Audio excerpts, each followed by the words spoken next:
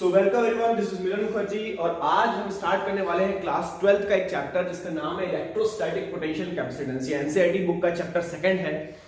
इस चैप्टर को स्टार्ट करने से पहले हमको दो टर्म को बहुत अच्छी तरीके से समझना होगा। पहला टर्म है हमारा इलेक्ट्रोस्टैटिक पोटेंशियल, जिसको हम सिंपली पोटेंशियल भी बोलते हैं, और दूसरा टर्म है हमारा पोटेंशियल एनर्जी। अगर ये दो टर्म और उनके बीच का डिफरेंस अगर आपने ठीक तरीके से समझ लिया तो चैप्टर बहुत इजी हो जाएगा।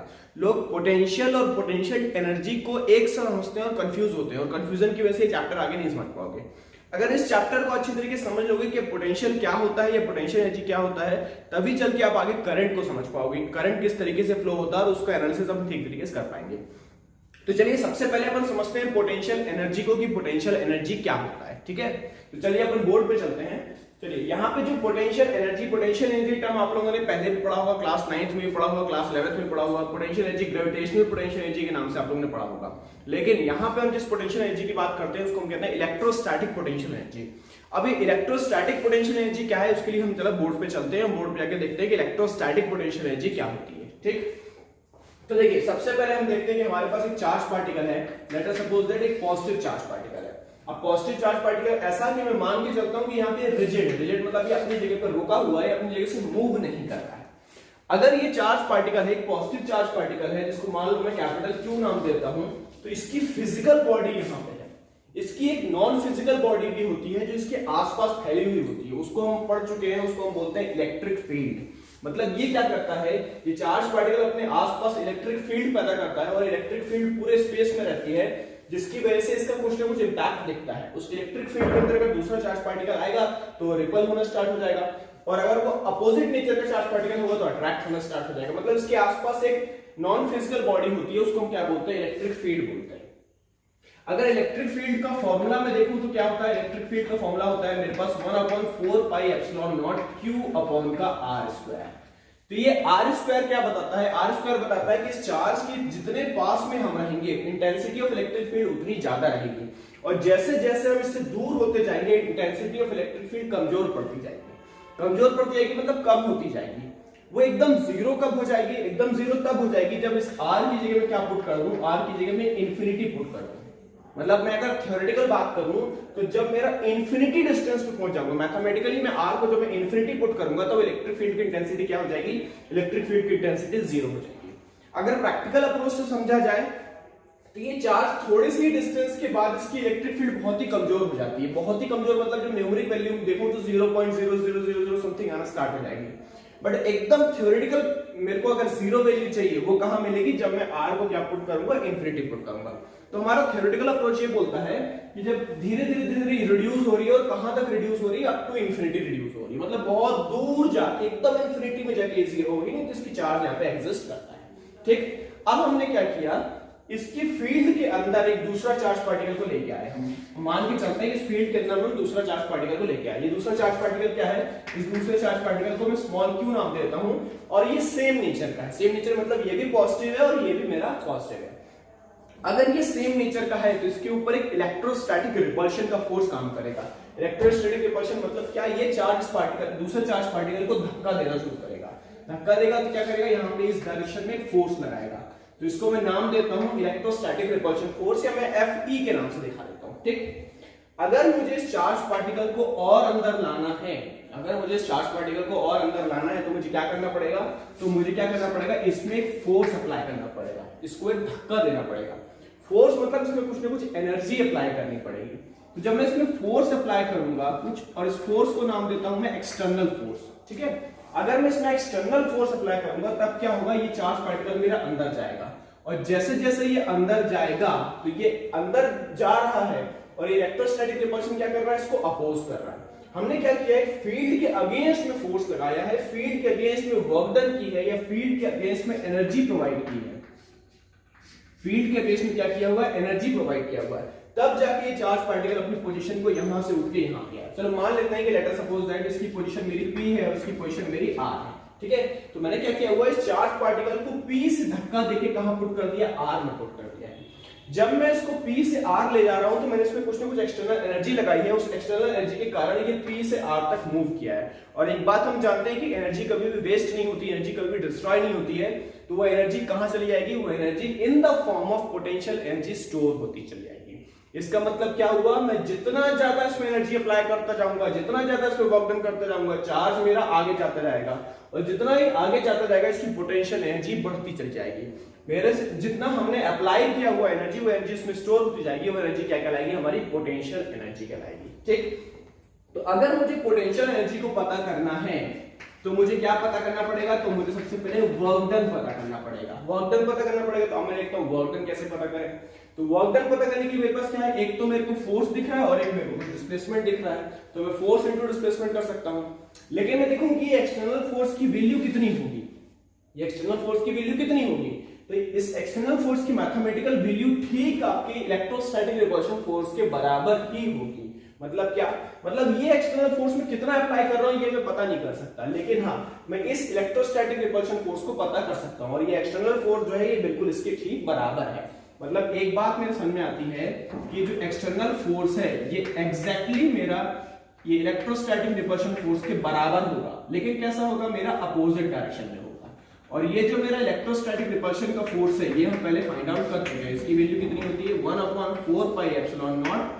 फिर मैंने बोला इसको मैं क्यू बोलता हूं, इसको मैं स्मॉल क्यू बोलता हूं, और डिस्टेंस को मैं आर बोल रहा हूं, तो डिस्टेंस का आर का होल स्क्वायर। ठीक, दूसरी बात, ये फोर्स अभी मैं अप्लाई कर रहा हूं, लेकिन जैसे ये चार्ज पार्टिकल थोड़ा अंदर आ जाएगा तब क्या होगा, तब मेरे को और ज्यादा फोर्स लगाना पड़ेगा। जब ये चार्ज पार्टिकल और अंदर आएगा तो और ज्यादा फोर्स लगेगा। जैसे जैसे मैं पास करता जाऊंगा मेरे को एक्सटर्नल फोर्स की वैल्यू को बढ़ाते जाना होगा। बढ़ाते जाने का मतलब ये है कि ये जो एक्सटर्नल फोर्स है ये कांस्टेंट फोर्स नहीं है, बल्कि ये वेरिएबल फोर्स है। अगर ये वेरिएबल फोर्स है तो मैं इसको किस तरीके से दिखाऊंगा, इसको मैं इस तरीके से करूंगा कि work done by a variable force कैसा होता है, मेरे पास ये हो जाएगा मेरे पास F एक्सटर्नल इनटू का dr, और मेरी लिमिट कैसे सेट हो जाएगी, लिमिट सेट हो जाएगी मेरी P पॉइंट से लेकर R पॉइंट तक। इसको मैं फिर से देखता हूं, ये मेरा है work done by a variable force. Variable force कैसा है, F एक्सटर्नल मेरा वेरिएबल है, किसके रिस्पेक्ट में वेरिएबल है, डिस्टेंस के रिस्पेक्ट में वेरिएबल है। जैसे जैसे डिस्टेंस चेंज हो रहा है F एक्सटर्नल की वैल्यू मेरी चेंज होती जा रही है। और जैसे ही यहाँ पे देखता हूं कि ये मेरा P क्या है, P मेरा लोअर लिमिट है और R क्या है, मेरा अपर लिमिट है। मतलब P से R तक में मूव करने में जितना वर्क डन लगा है वही work done in the form of potential energy store हो जाएगा, और यही कंसेप्ट है हमारा पोटेंशियल एनर्जी का।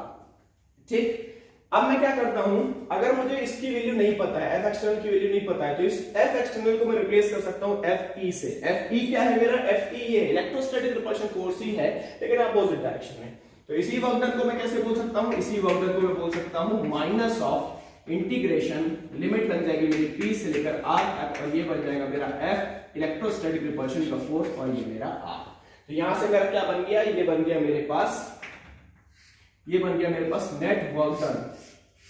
नेट वर्क डन जब मैं P से लेकर R तक किसी चार्ज पार्टिकल को मूव करता हूं, और यही work done in the form of potential energy मेरा स्टोर हो जाता है। चलो एक बात और दिमाग लगाते हैं, अभी हमने स्टार्टिंग में जो एग्जांपल समझा कि इस पॉइंट P पे हमने किसी चार्ज पार्टिकल को ला के रख दिया। अब ये चार्ज पार्टिकल क्या है, ये चार्ज पार्टिकल भी पॉजिटिव है और ये भी पॉजिटिव। इसका मतलब जब मैं कहीं से उसको ला के रखा होगा तो भी मेरे को कुछ ना कुछ एक्सटर्नल वर्क डन करना पड़ा होगा, और जब एक्सटर्नल वर्क डन करना पड़ा होगा तो उसमें कुछ एनर्जी स्टोर हो गई होगी। मतलब P पॉइंट में आने पर भी इसमें एक पोटेंशियल एनर्जी स्टोर हो गई होगी, और पोटेंशियल एनर्जी मान लो मैं यहाँ किससे दिखाता हूँ, UP से दिखाता हूँ। ठीक, और R पॉइंट पे जो पोटेंशियल एनर्जी स्टोर होगी उसको मैं किस लिखाऊंगा, UR से दिखाऊंगा। मतलब अगर मैं कहीं पे पोटेंशियल एनर्जी डिफरेंस पता करने की बात करूं, मैं चाहता हूं कि UP से लेकर UR तक के बीच में पोटेंशियल एनर्जी डिफरेंस मुझे पता करना है, तो कैसे पता कर सकते हैं, तो मैं बोल सकता हूं कि पोटेंशियल एनर्जी डिफरेंस क्या है, मालूम है डेल्टा P से दिखा रहा हूं। ठीक, तो ये कैसा होगा मेरा, सबसे पहले मैं यहां देखूं क्या है मेरे पास UR। मैं सीधी सी बात है, जब इधर से आ रहा हूं तो UP पे कुछ पोटेंशियल एनर्जी है, लेकिन आगे जाऊंगा तो पोटेंशियल एनर्जी और बढ़ जाएगी। तो अल्टीमेटली क्या हो जाएगा मेरे पास, अल्टीमेटली हो जाएगा मेरे पास UR माइनस ऑफ UP, या सीधे सीधे मैं बोल सकता हूं कि ये किसके बराबर होगा, ये हो जाएगा मेरा वर्क डन के बराबर। जब मैं किसी ऑब्जेक्ट को P से खसका के R पॉइंट पे ले जाऊंगा उसके बराबर होगा। और अभी हमने देखा कि वर्क डन मेरा P से लेकर R तक कितना आता है, ये आता है मेरे पास माइनस ऑफ इंटीग्रेशन P से लेकर R F electrostatic repulsion into का dr। तो इस तरीके से क्या करते हैं, इस तरीके से हम किसी दो पॉइंट के बीच में जब कुछ वर्क डन किया है, मैंने चार्ज पार्टिकल को यहां से उठा के यहां मूव किया है, तो कितना पोटेंशियल एनर्जी डिफरेंस आएगा उसको मैं डेल्टा यू से दिखा सकता हूं, और वो कितना बनेगा मेरे पास माइनस का integration of P R F E into का डी आर। अब माइंड में क्वेश्चन रहेगा कि सर ये पोटेंशियल एनर्जी आपने ये तो निकाला था, तो एक्चुअली जब मैं P से खसका के R में पहुंचा हूं तो मेरी पोटेंशियल एनर्जी कितनी गेन करी है वो कैसे कहलाएगी मेरी, इस तरीके से कहलाएगी। तो हमने बोला अच्छा ठीक है मेरे को एग्जैक्ट पोटेंशियल एनर्जी बताओ कि टोटल पोटेंशियल एनर्जी कितनी होगी। टोटल पोटेंशियल एनर्जी कैसे पता कर पाएंगे अपन, जब मैं क्या बोलूंगा ये चार्ज पार्टिकल को मैं ऐसी जगह पर रख दूं जब पोटेंशियल एनर्जी मेरी जीरो हो। और वो कहां पॉसिबल है, जब ये पॉइंट P मेरा कहां होगा, ये पॉइंट P मेरा इंफिनिटी पे होगा। इसका मतलब ये है कि इस चार्ज की फील्ड के बहुत दूर अगर मैं कोई इंफिनिटी पॉइंट इमेजिन करता हूं तो वहां पे जो मेरी पोटेंशियल एनर्जी होगी वो क्या होगी मेरी जीरो होगी। और इंफिनिटी से उठा के मैं वहां पे लाऊंगा तब मेरी क्या होगी, मेरे को फुल पोटेंशियल एनर्जी की वैल्यू मिलेगी। मतलब क्या, मेरे को क्या पता करना होगा, मेरे को पता करना होगा वर्क डन कहां से, इंफिनिटी से उठा के मैं अगर R पॉइंट पे लाऊंगा तब क्या होगा मेरा टोटल पोटेंशियल एनर्जी मेरे को पता चलेगी। और ये कैसा होगा मेरे पास, ये होगा माइनस ऑफ इंटीग्रेशन इंफिनिटी से लेकर R पॉइंट तक Fe इंटू कर दिया। तो इस तरीके से क्या होगा, उस चार्ज पार्टिकल के अंदर कितनी टोटल पोटेंशियल एनर्जी भरी हुई है वो हम पता कर सकते हैं। तो ये कंसेप्ट हुआ हमारा पोटेंशियल एनर्जी का। पोटेंशियल एनर्जी कंसेप्ट को अगर इमेजिन करना है तो simply gravitation potential energy concept बहुत ही इसी तरीके से आप समझ सकते हो, जानते भी हो कि मैंने बोला ये अर्थ है, अर्थ के आसपास ग्रेविटेशनल फील्ड है। इस फील्ड का नेचर है कि वो चीजों को नीचे की तरफ लाती है, और towards the centre of earth की तरफ लाती है। अगर इस फील्ड के अगेंस्ट में मैं किसी पार्टिकल को ऊपर ले जा रहा हूं, किसी बॉक्स को या किसी मटेरियल को ऊपर ले जा रहा हूं, तो जैसे जैसे मैं ऊपर ले जाता जाऊंगा पोटेंशियल एनर्जी बढ़ती जाएगी, और जैसे ही मैं इसको छोड़ दूंगा तो क्या होगा, ये नीचे गिर जाएगी। इसका मतलब ये हुआ कि फील्ड के अगेंस्ट में जब भी हम काम करते हैं तो हमारी पोटेंशियल एनर्जी बढ़ती है, और फील्ड के ही डायरेक्शन में अगर हमारा वर्क डन होता है तो हमारी पोटेंशियल एनर्जी घटती है। ठीक, इस पूरे के पूरे एग्जांपल में एक और ध्यान देने वाली बात है कि हमने क्या किया हुआ है, इस एक्सटर्नल फोर्स के डायरेक्शन को क्या मान के चला है, पॉजिटिव मान के चला हुआ है। और ये क्या है मेरे पास, इलेक्ट्रोस्टैटिक रिपल्शन फोर्स। इस इलेक्ट्रोस्टैटिक रिपल्शन फोर्स को हम क्या मान के चलते हैं, नेगेटिव चलते हैं। हमेशा याद रखना है कि अगर फील्ड के अगेंस्ट में जो हम फोर्स अप्लाई कर रहे हैं उसको हम मैथमेटिकली या पॉजिटिव कंसीडर करते हैं, और फील्ड के फेवर में अगर कोई काम हो रहा है या फील्ड के फेवर में हम फोर्स अप्लाई कर रहे हैं तब वो कैसा होता है, मेरा नेगेटिव होता है। क्यों, क्योंकि अभी हमने जाना फील्ड के अगेंस्ट में ही वर्क डन करने पर उसकी पोटेंशियल एनर्जी इंक्रीज होगी। तो ये पूरा का पूरा कंसेप्ट हमारा क्या कहलाता है, पोटेंशियल एनर्जी का। अगर आप लोगों ने पोटेंशियल एनर्जी समझ लिया है तो अब थोड़ा सा आगे बढ़ते हैं और पोटेंशियल एनर्जी के बाद एक नया टर्म समझते हैं, उसको हम बोलते हैं इलेक्ट्रोस्टैटिक पोटेंशियल या सिंपली पोटेंशियल। पोटेंशियल क्या होता है उसको जानते हैं। तो मैं बोर्ड को रब कर रहा हूं, इसको थोड़ा समझ लीजिए, नोट डाउन कीजिए, और बुक से इसका फॉर्मुलेशन जितने भी उसको अच्छे से नोट कर लीजिएगा। चलिए आगे बढ़ते हैं इलेक्ट्रोस्टैटिक पोटेंशियल पे।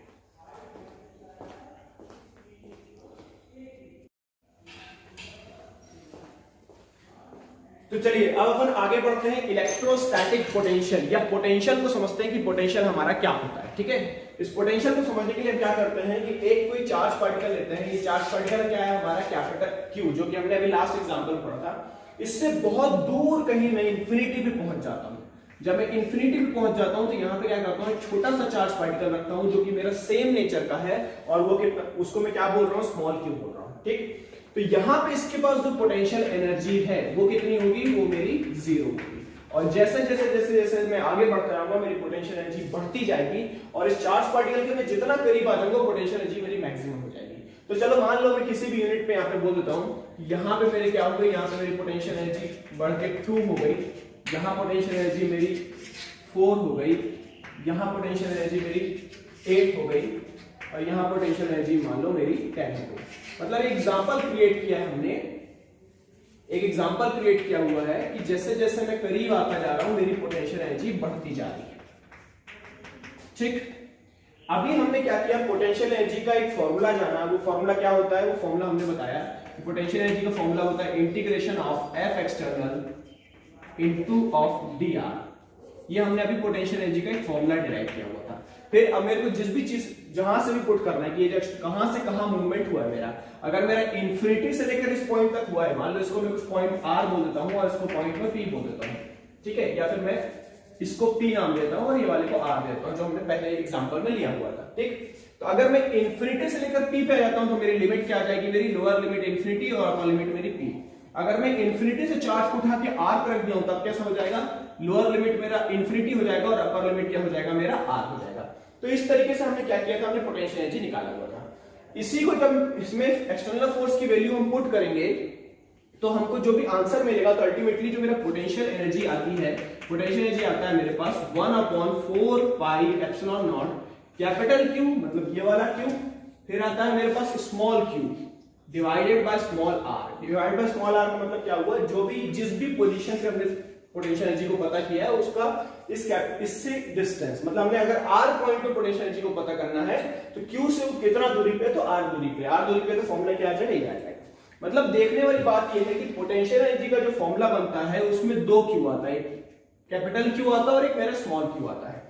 इसका मतलब पोटेंशियल एनर्जी कैसी चीज है, इसमें दोनों चार्ज का रोल है। हाँ, स्वाभाविक सी बात है, मैंने बोला अगर ये स्मॉल क्यू की वैल्यू ज्यादा है, अगर ये दोनों पॉजिटिव है और स्मॉल क्यू की वैल्यू ज्यादा है, तो मेरे को क्या करना पड़ेगा, ज्यादा फोर्स लगाना पड़ेगा।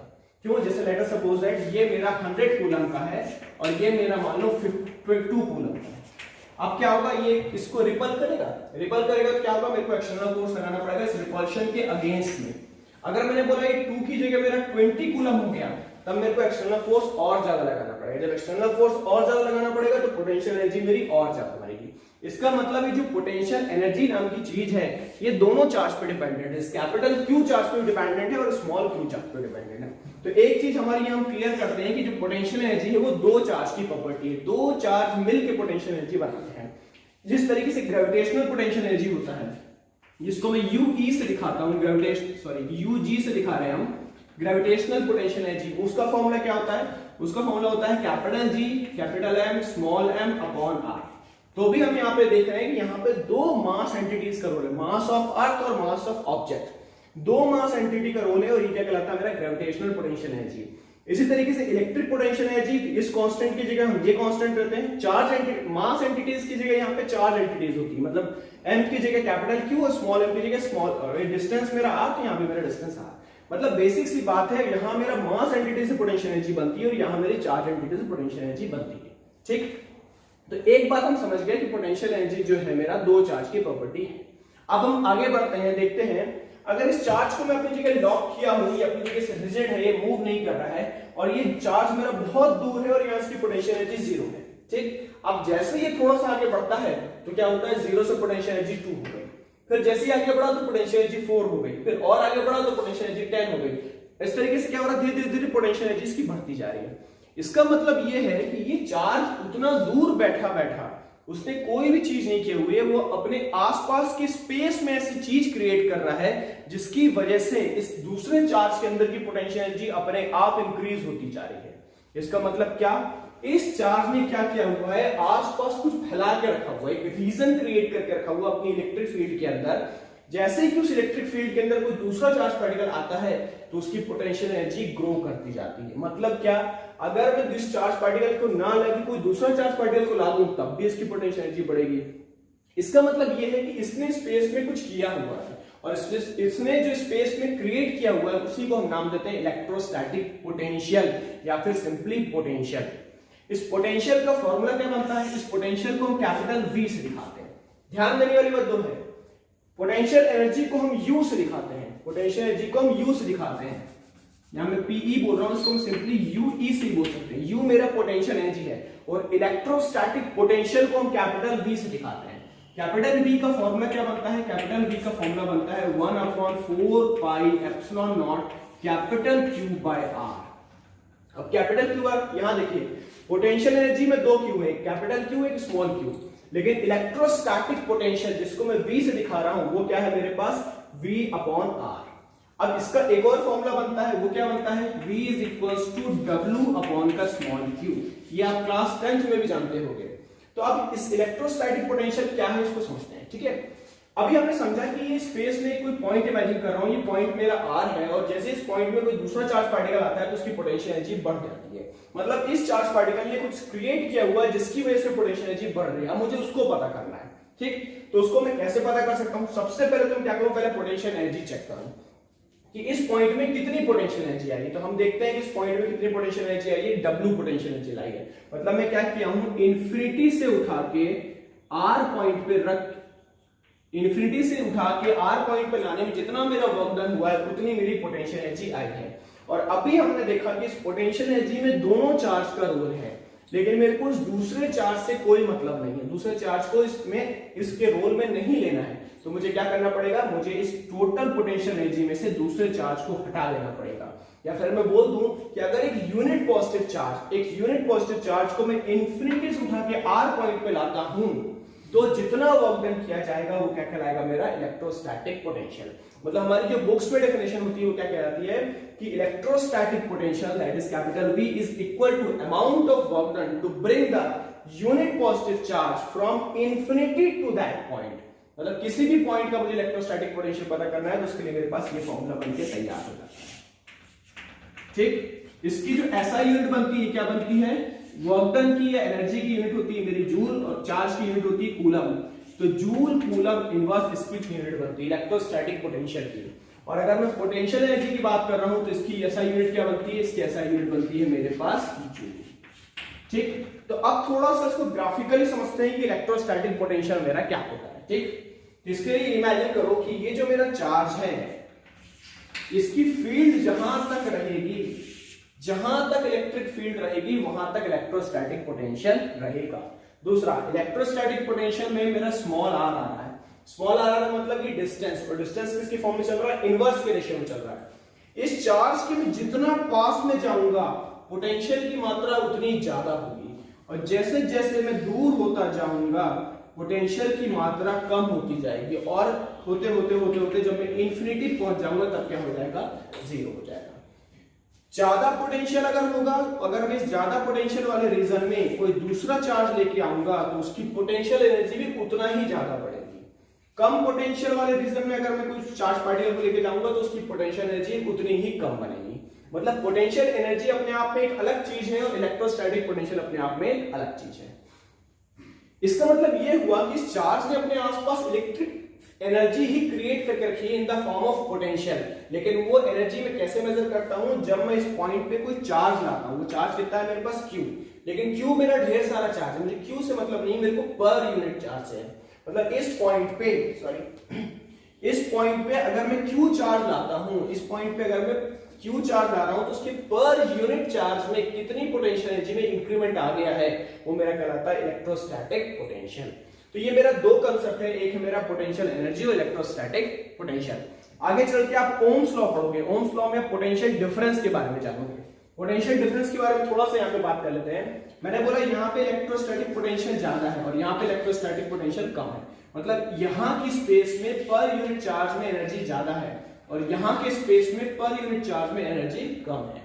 तो अगर मैं इन दोनों स्पेस को आपस में कनेक्ट कर दूंगा किसी वायर से तो क्या होगा, एनर्जी मेरी हायर पोटेंशियल से लोअर पोटेंशियल की तरफ फ्लो होना स्टार्ट कर जाएगी। और इसी कंसेप्ट को आप आगे चल के क्या पढ़ोगे, in the form of Ohm's law पढ़ोगे। तो ओम्स लॉ हम चैप्टर 3 में पढ़ेंगे। तो हमारी इस वीडियो लेक्चर में हमने दो टॉपिक को कवर किया हुआ है, एक है हमारा पोटेंशियल एनर्जी और दूसरा है हमारे पास इलेक्ट्रिक पोटेंशियल, इलेक्ट्रोस्टैटिक पोटेंशियल या सिंपली पोटेंशियल। तो इन चीजों को थोड़ा सा अच्छे से विजुअलाइज करो, फील करने की कोशिश करो कि पोटेंशियल एनर्जी क्या होती है और इलेक्ट्रोस्टैटिक पोटेंशियल क्या होती है। और फिर जो भी डाउट आता है वो हमसे डिस्कस करो, कमेंट में हमको मैसेज करो। तब तक के लिए हम आगे बढ़ते हैं कि ये फॉर्मूले हमारे कैसे डिराइव होते हैं, इसको हम जानते हैं। एक फॉर्मूला हमारा ये बना हुआ है V = 1/4πε/r और एक हमारा पोटेंशियल एनर्जी का formula 1/4πε/Q capital Q small q / r। तो नेक्स्ट वीडियो में हम जानेंगे कि फॉर्मूले हमारे कैसे डिराइव होते हैं और कैसे डिराइव होकर आते हैं। तब तक के लिए जुड़े रहिए, बने रहिए। Thank you, thanks a lot.